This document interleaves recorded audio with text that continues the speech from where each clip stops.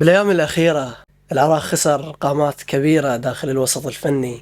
الراحل صوت الأرض ياس خضر، وأيضا الشاعر العراقي كريم العراقي، هذا الإنسان الذي جسد حبه للوطن في بعض الكلمات. ياس خضر من أهم الأصوات في الطرب العراقي، أكيد المعرف لا يعرف وهو صوت الأرض. خلينا نتعرف على هذا الإنسان ومشواره داخل هذا الوسط الفني.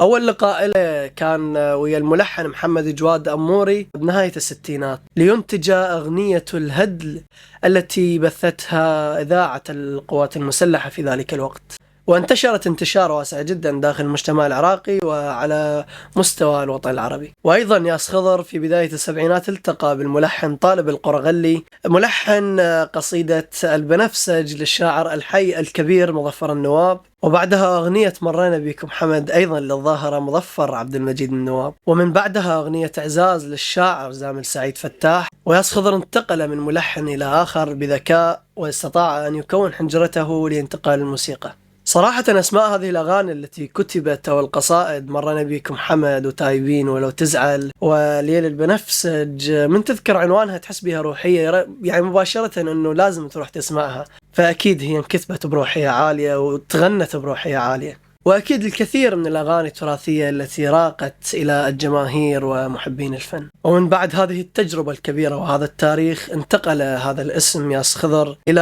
عالم آخر، وبالتأكيد سوف يخلد على مر الأجيال والعصور. وأيضا القليل عن الشاعر كريم العراقي، كريم عودة، الذي ولد في منطقة الشاكرية في بغداد. كريم العراقي حاصل على دبلوم في علم النفس، وكانت محاولته الأولى لكتابة الأغنية في سنة 1974، وقدم الكثير من الأعمال الناجحة. ومن الأغاني اللي قدمها كريم العراقي تهانينا يا أيام للراحل صلاح عبد الغفور، وأيضا يا أم الوفا لسعدون جابر، وقدم ما يقارب 4 أغاني لسعدون جابر من ألحان بليغ حمدي سنة 1981، وقدم أغاني 2 أو أكثر للصوت الجميل حسين نعمة. وأيضا القصيدة المهمة جدا وهي الشمس شمسي والعراق عراقي من ألحان وأداء حسين الخفاف. وكان كريم العراقي من الأصدقاء المهمين للفنان الرائع كاظم الساهر، وكتب له أكثر من 70 أغنية.